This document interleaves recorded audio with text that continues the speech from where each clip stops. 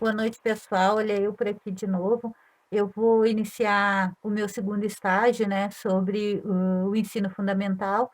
E no ensino fundamental, onde as crianças já têm as disciplinas divididas, né, já tem história, geografia, português, matemática, eu decidi hã, fazer um vídeo sobre história, aonde eu vou falar sobre a história do Rio Grande do Sul, que todos sabem aqui no canal que eu sou gaúcha, né? Eu moro aqui no Paraná já faz 4 anos, mas eu sou gaúcha de Porto Alegre mesmo. Então eu decidi falar sobre o meu estado, claro, né? Então eu vou contar a história do Rio Grande do Sul, vou gravar alguns vídeos, né, que eu preciso de hora para a faculdade para fechar isso, para fechar esse estágio, e eu vou falar sobre a história sobre a disciplina História, dando ênfase à história do Rio Grande do Sul. Nesses vídeos, né, vai começar lá nos primeiros povos, nos indígenas que moravam no Rio Grande do Sul. Depois a gente vai para a parte de colonização, aonde depois do descobrimento foi declarada a República Rio-Grandense. Eu vou dar dicas de filmes, dicas de séries, tudo isso durante os vídeos que eu vou gravar. Vou até passar também alguns pedaços assim de alguns filmes que eu acho interessante, né? Que acaba fechando com o, a, o programa que eu estou me disponibilizando a fazer, que é a história do Rio Grande do Sul.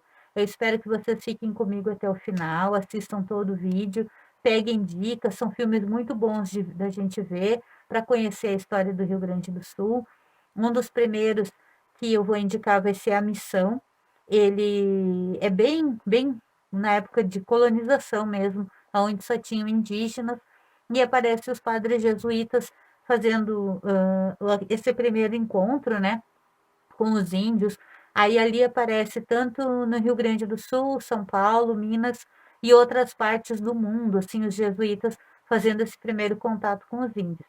Depois também tem um outro filme que se chama Ana Terra, que daí esse é particularmente no Rio Grande do Sul, né? Aí fala sobre os pais da Ana Terra, como ela nasceu, e uma grande parte da juventude dela, da família dela, e ela é uma habitante nata, assim, nascida no Rio Grande do Sul. E tem também uma série, que daí já é um pouco mais para frente, que é A Casa das Sete Mulheres, foi bastante sucesso há um tempo atrás, eu não lembro o ano, quando eu achar ali, eu vou colocar o ano na descrição do vídeo. Foi bem famosa na época, até ela, eu não sei onde que ela. Eu sei que no YouTube tem, mas eu vou colocar tudo direitinho na descrição do vídeo, né? Cada um deles. E vou passar também, mais para frente eu passo um pedaço, assim, pra gente assistir, né? Porque é uma coisa bem interessante e fecha bem com isso, com esse projeto que eu fiz, que eu criei agora, né? Que eu estou estudando agora, que é sobre a história do Rio Grande do Sul. Bom, como eu falei no início, peço que vocês fiquem, né, acompanhem o vídeo desde o início, assistam todos, todo o vídeo e todos, né, porque vai ter alguns durante esse mês de agosto. Eu tenho que encerrar lá entre 1, 2 até 3 de setembro, eu tenho que encerrar essa parte. Então peço que vocês me ajudem nessa nova fase, né, em mais uma fase, né, pessoal? Que agora, como eu falei, eu já estou na fase de tem um pelo aqui dentro da minha máscara. Na fase final da faculdade, que já é o encerramento, já nos, nos estágios, e eu estou fazendo o estágio dessa forma, de forma híbrida, por causa da pandemia. Bom, muito obrigado. Peço, né, que vocês fiquem até o fim.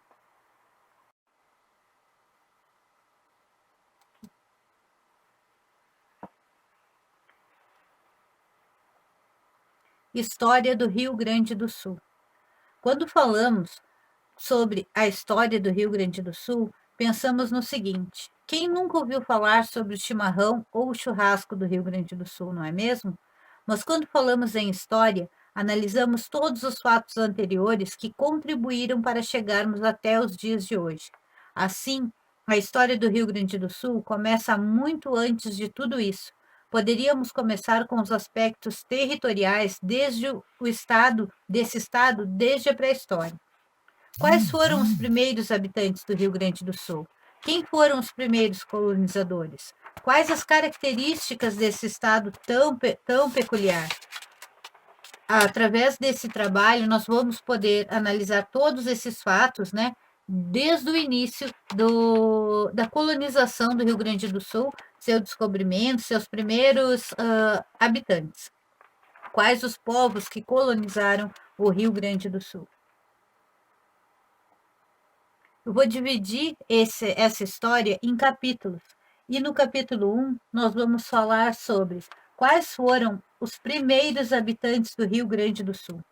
Os primeiros habitantes do Rio Grande do Sul foram os povos nativos, ou seja, indígenas.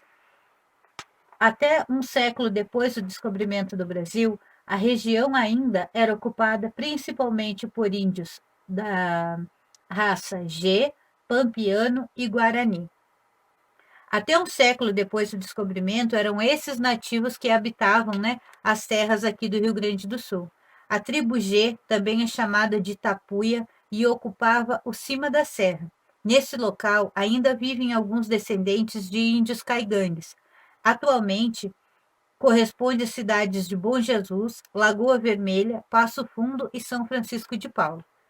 A tribo Pampiano, também chamado de Charrua e Minuano, eles viviam na região do Pampa, o relevo que é símbolo da região sul e está espalhado pelo atual estado. A tribo Guarani vivia à margem da Lagoa dos Patos, uma das maiores lagunas da América do Sul. Hoje, ela se encontra próxima aos municípios de Pelotas e Tapes. Esse povo inspirou uma das maiores obras literárias brasileiras de José de Alencar. Ainda hoje, há remanescentes e vilas que mantêm a língua, os objetos, as artes e histórias desses povos. Suas culturas são consideradas patrimônios regionais. Essa região, que hoje chamamos de Estado do Rio Grande do Sul, foi retratada pela primeira vez em 1531, quando os navegadores portugueses Martim Afonso de Souza e Pero Lopes passaram pela costa, mas não desembarcaram.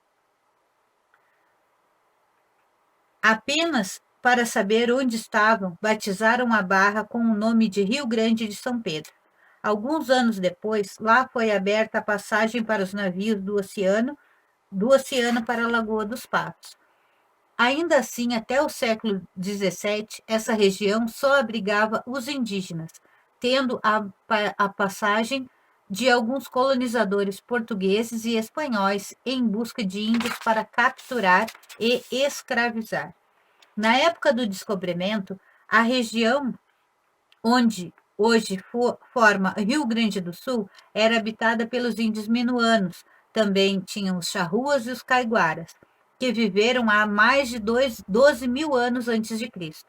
Eram bons ceramistas e na caça usavam as boleadeiras. Até hoje, um dos instrumentos do peão gaúcho. Essas tribos viveram muito tempo sem contato com os brancos colonizadores. As disputas entre Portugal e Espanha sobre os limites de suas possessões na América fizeram com que a região só fosse ocupada no século XVII. Os padres jesuítas espanhóis foram os primeiros a se estabelecer no local.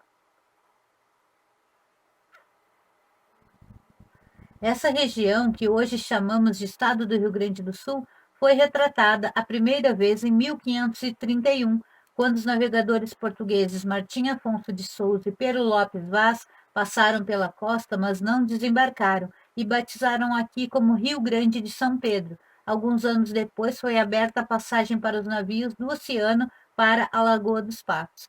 Os portugueses e espanhóis nessa época só procuravam índios para capturar e escravizar.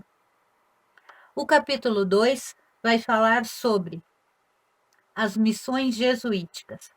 As peculiaridades geográficas do atual estado do Rio Grande do Sul, dividido em 11 diferentes regiões fisiográficas, influíram para retardar a ocupação da terra, a leste pelo conquistador europeu. Outro fator negativo foi o Tratado de Tordesilhas, de 1494, que dividiu a soberania sobre os descobrimentos entre Portugal e Espanha, por um meridiano ideal. No caso do Brasil, o meridiano estendia-se das proximidades da ilha de Marajó até a Baía de Laguna, em Santa Catarina. Antes, as dúvidas surgidas sobre o ponto exato em que deveriam passar a linha convencionada, achando-se o rio São Pedro justamente na zona cuja frontação se discutia, nenhuma daquelas duas nações se apressou a ocupá-la, pelo temor de novas dificuldades diplomáticas. Contudo, em princípios do século XVII, a Espanha penetrava na margem esquerda do rio Uruguai, por intermédio dos jesuítas, que, a partir do Paraguai, estabeleceram suas reduções em vários pontos, chamados mesmo as cercanias da futura cidade de Porto Alegre, e, de modo geral, senhorando-se de todo o oeste do Rio Grande do Sul. As missões jesuíticas, no início do século XVII, essa região era considerada terra de ninguém. Porém, os padres jesuítas já vinham percorrendo o Brasil e chegaram até o encontro dos índios guaranis. Primeiramente foram os jesuítas espanhóis, em 1626, que fizeram o contato.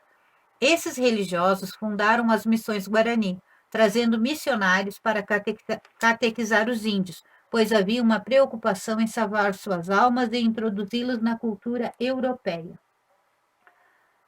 Por serem inicialmente de origem espanhola, alguns historiadores as consideram como um capítulo à parte da história do Estado. As missões jesuíticas foram o primeiro foco civilizacional da região e ajudou a preservar a língua guarani ao longo dos anos, pois os missionários foram os responsáveis por registrar na escrita as culturas indígenas.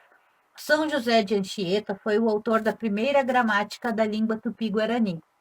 Além disso, os padres lutavam contra a escravização que os colonos impunham.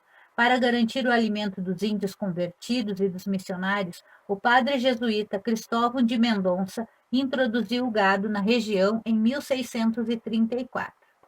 Esse aqui é o padre Aureliano de Mendonça, esse é o nome completo dele. Cristóvão Aureliano de Mendonça introduziu o primeiro gado, cavalos e ovelhas no estado, fundador da região de São Miguel Arcanjo, em 1632, e que vem a ser o gado sem marca e sem sinal, o Aureliano, que tanto cantamos em nossos dias.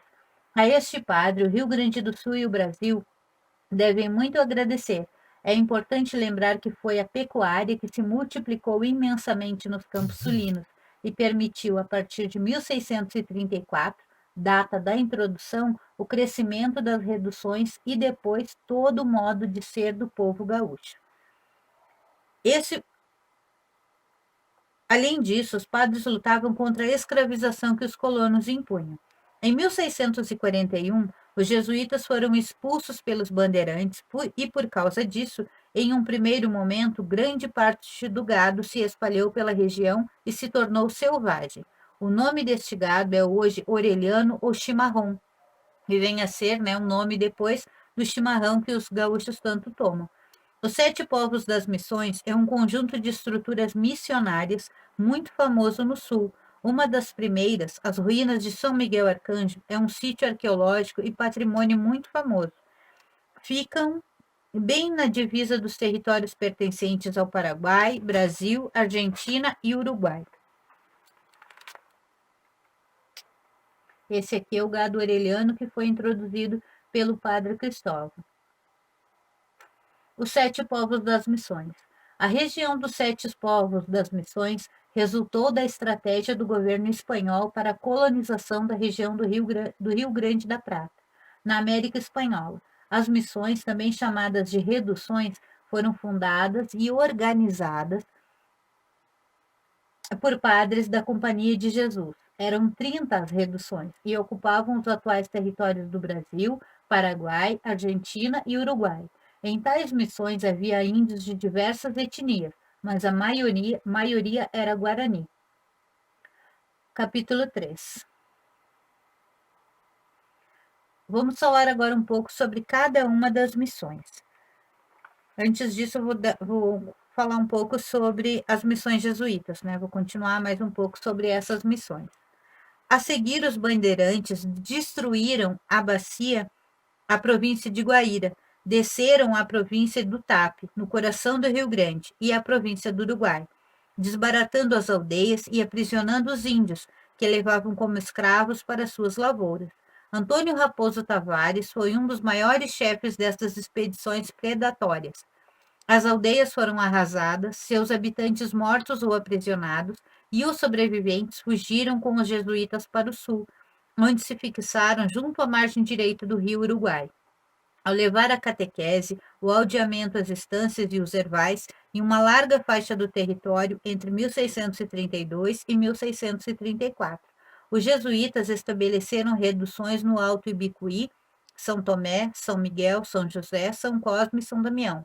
Ampliaram a área de penetração, alcançaram a Baía do Jacuí e fixaram outras reduções, inclusive para além da província do Tap, Santa Teresa, Santa Ana, São Joaquim, Natividade, Jesus Maria e São Cristóvão. As ruínas jesuítas de São Miguel das Missões, na região das Missões, no estado do Rio Grande do Sul, são patrimônio da humanidade pela Unesco desde 1983. A vitória alcançada contra os paulistas na Batalha de Moboré, em 1641, não foi suficiente para permitir a fixação das reduções. O êxodo das populações indígenas, já iniciado depois do assalto da bandeira de Raposo de Tavares, em 1636, com a transferência dos jesuítas e dos índios para a margem direita do rio Uruguai, na fértil Mesopotâmia do Paraná. Conclui-se por força de tais acontecimentos a primeira fase da civilização jesuítica no território do atual Rio Grande do Sul, com o abandono de terras abertas aos que primeiro chegassem para ocupá-las, aventureiros e colonizadores. Somente depois de 1680, com a fundação da colônia. Ainda falando sobre as missões jesuíticas, a transferência dos jesuítas depois da Batalha de Moboré, né, com o assalto à bandeira de Raposo Tavares, houve a transferência dos jesuítas e dos índios para a margem direita do rio Uruguai, na fértil Mesopotâmia do Paraná. Conclui-se por força de tais acontecimentos a primeira fase da civilização jesuítica no território atual Rio Grande do Sul, com o abandono de terras abertas aos que primeiro chegassem para ocupá-las, aventureiros e colonizadores. Somente depois de 1680, com a fundação da colônia de Sacramento, na margem superior do Rio da Prata, a região passou a ser objeto de disputa política por parte de portugueses e espanhóis. A pressão dos bandeirantes não pôs fim à presença dos jesuítas na margem oriental do rio Uruguai. Retornaram os religiosos 50 anos depois do êxodo, atraídos pelas disponibilidades econômicas da região, sobretudo pelo gado. Inaugurou-se na volta ao território perdido a segunda fase da penetração jesuíta, que na realidade só terminou com a fulminante ação militar de 1801, precedida de longas e indecisas ações diplomáticas, a qual incorporou definitivamente a região do Rio Grande do Sul.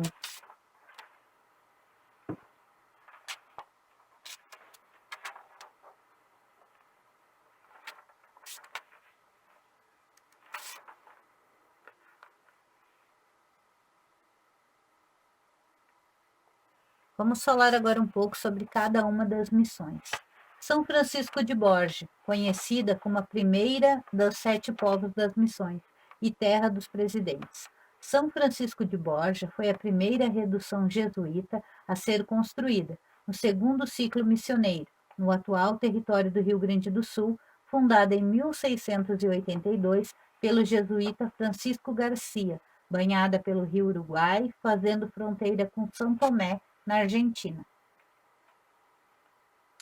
São Luís Gonzaga, São Luís das Missões, mais tarde chamada de São Luís Gonzaga, foi fundada em 1687 pelo padre Miguel Fernandes, em região localizada noroeste do atual estado do Rio Grande do Sul.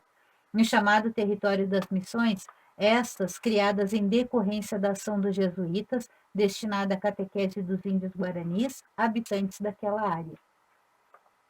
São Nicolau. São Nicolau do Piratini foi a primeira redução, fundada em 3 de maio de 1626. Em 1638, devido à invasão dos bandeirantes, os índios imigraram para a margem direita do rio Uruguai e fixaram-se em Apóstoles, na fase dos 7 povos. Em 1687, São Nicolau voltou a ser fundada. Foi a única redução da primeira fase jesuítica a ser refundada na segunda fase. período conhecido como dos Sete Povos das Missões. São Miguel Arcanjo, tombada como patrimônio cultural em 1938 e declarado Patrimônio da Humanidade pela Unesco em 1983. São Miguel Arcanjo, ou São Miguel das Missões, era uma das reduções jesuítas do Paraguai que formava, com 6 outras, os 7 povos das missões. Reunia grupos catequizados jesuíticos guaranis situados no nordeste do atual estado do Rio Grande do Sul, em território brasileiro, às margens do rio Uruguai. São Lourenço Mártir foi fundada pelo padre jesuíta Bernardo de la Vega, em 1690, entre São Luís Gonzaga e São Miguel das Missões. Com mais de 2.000 indígenas catequizados, destacou-se nas práticas da agricultura, criação de gado, cavalos, ovelhas e cultivo da erva mate. Sua população ultrapassou os 6.400 habitantes. Em 1731, no local é possível visitar remanescentes da igreja, da adega e da escola. Também são criadas as ovelhas da raça crioula e lanada, raça introduzida pelos jesuítas das Missões e no Rio Grande do Sul. São João Batista, fundada em 1697, onde foi montada a primeira fundição de ferro do atual território brasileiro. Devido às habilidades artísticas, arquitetura, produção de variados instrumentos musicais e corais dos habitantes locais, entre o povo de São João Batista havia artistas de todas as profissões. Orientados pelo padre Antônio Sepp, no sítio observa-se restos da estrutura do cemitério, da igreja e do colégio, além de estruturas complementares, como olarias, barragem e estradas. Uma exposição com os achados arqueológicos e a trilha de interpretação ecocultural complementam o roteiro de visita. Santo Ângelo Custódio. Apesar da fundação de Santo Ângelo Custódio seja registrado em 1706, documentos históricos indicam que foi em 1707 que o povoado se estabeleceu no local conhecido como Centro Histórico de Santo Ângelo. A fundação da sétima e última das reduções jesuítas no lado oriental do rio Uruguai era uma missão do padre Diogo Razzi. Falando ainda de missões jesuíticas, né? Boa parcela do progresso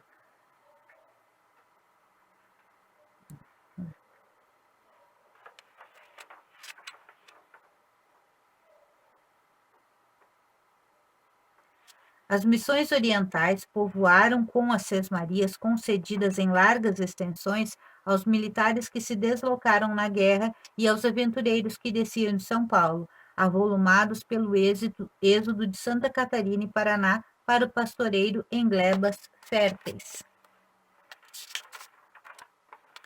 A segunda fase cifra-se na história dos 7 povos das missões como um marco inicial de o marco de 1687. São Francisco de Borja, São Nicolau, São Luís Gonzaga, São Miguel Arcanjo, São Lourenço Mártir, São João Batista e Santo Ângelo Custódio. O perigo dos paulistas não cessara, embora se tornasse menos ameaçador, concentrada a ação do poder dos portugueses na faixa litorânea do que na colônia do Sacramento. Seria o ponto extremo. Situados em terras de domínio nominal da Espanha, sob o comando de Buenos Aires.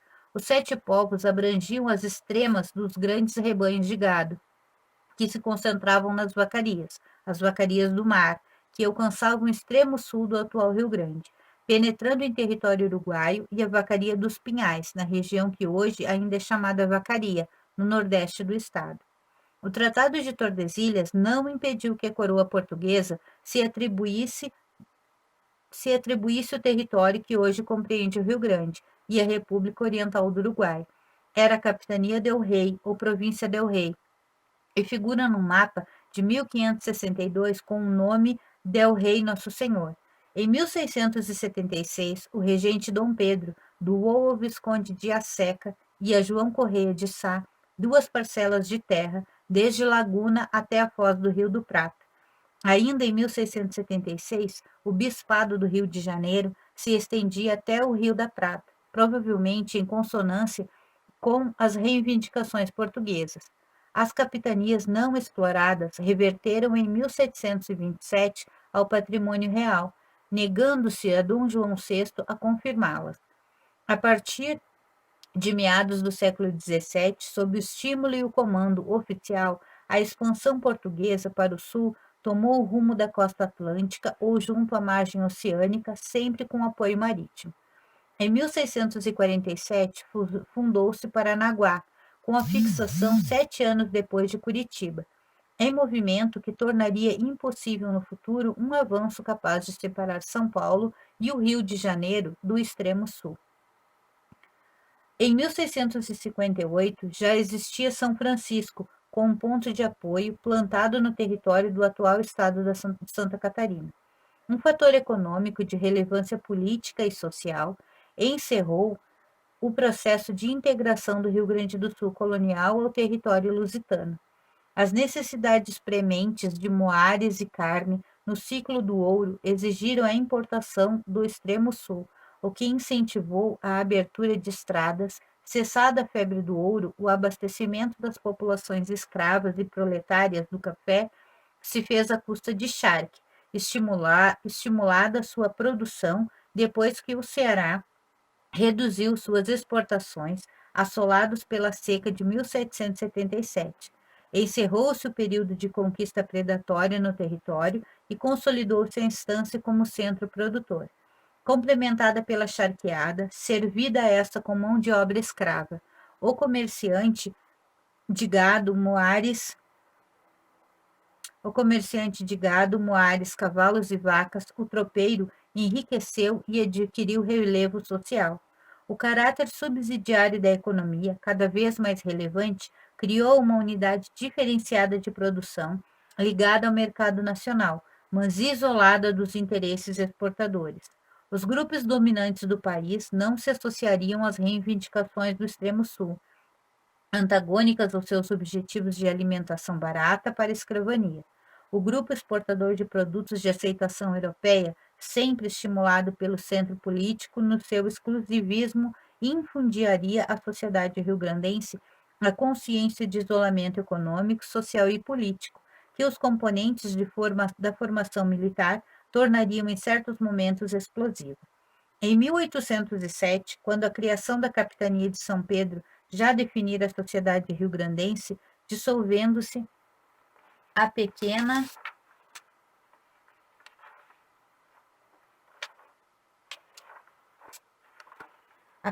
agricultura, gradativamente na expansão da grande propriedade estancieira, gerada sobre as sesmarias, prodigamente concedidas à campanha com seus núcleos pastoris, só encontrou com outro espírito os centros urbanos e os evanescentes grupos agrícolas, pacíficos e situados a leste em torno de Porto Alegre.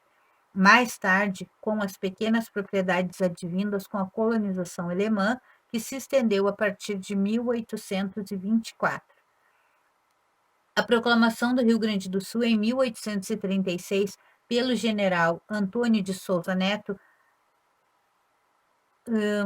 foi um marco, né, na colonização do Rio Grande do Sul, onde teve no capítulo 4 nós vamos falar sobre a emancipação nacional e o império, que é na época que o general Antônio de Souza Neto proclama a República Rio-Grandense.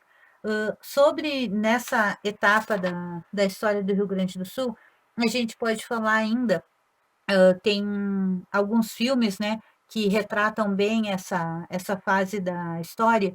Um deles é o filme Missão, que a missão ela engloba todo assim a parte de colonização dos jesuítas chegando nos estados, tanto no Rio Grande do Sul, no São Paulo e em Minas Gerais. Aparece, né, os jesuítas chegando nesses estados para fundar essas reduções, como aqui no Rio Grande do Sul ainda existe 7, né, dos 7 povos.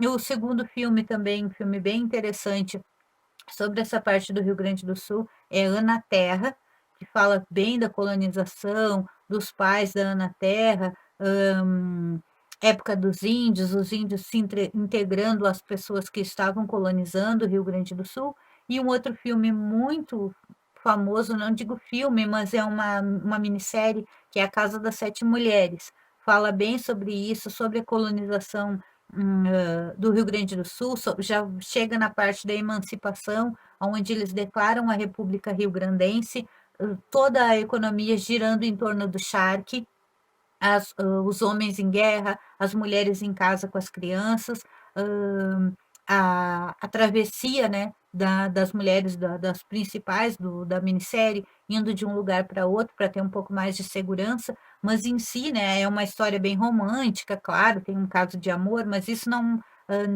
nos interessa no momento, né? No momento, para a história, interessa toda a parte geográfica da cidade, do Rio Grande do Sul, que aparece muito bem as guerras, aparece muito bem a parte política, né? Onde o Rio Grande do Sul é declarado República Rio-Grandense, aparece Bento Gonçalves, aparece o, o General Antônio de Souza Neto. Tem outro filme também, Os Senhores da Guerra, que daí já é um pouco mais para frente, né? Onde depois o Rio Grande do Sul já é emancipado, mas tem toda essa parte da colonização que fala bem nesses três filmes, né? Que são três filmes que são bem interessantes. Os dois filmes, o Ana Terra, a Missão, Ana Terra, né? Seguindo essa ordem cronológica, a Missão, Ana Terra e a minissérie A Casa das Sete Mulheres. Bom, pessoal, o vídeo foi esse. Espero que vocês tenham gostado, tenham assistido até o fim. Um beijo, fiquem com Deus, até o próximo. Não se esqueçam de se inscrever no canal, ativar o sininho, compartilhar com os amigos. E assim que der uma brecha, eu estou gravando vídeo também das nossas rotinas. Vocês sabem que agora eu trabalho fora, né? E que aí ficou mais apertado. Quem está fazendo mais o serviço de casa é a Vitória. Eles estão fazendo compras, inclusive. Eu vou pedir até um dia que eles forem fazer compras, ela e meu marido, eles gravem um pouquinho para a gente passar para vocês. Que agora quem vai fazer compras é eles que compram, ela e ele que estão em casa de manhã, né? Ele trabalha só na parte da tarde agora. Ela 2 vezes na semana tem curso, a Michelle trabalha o dia todo, eu trabalho o dia todo. Então agora está mais apertada assim a nossa rotina. Mas muito obrigada por vocês terem assistido até o final. Fiquem com Deus, um beijo e até o próximo.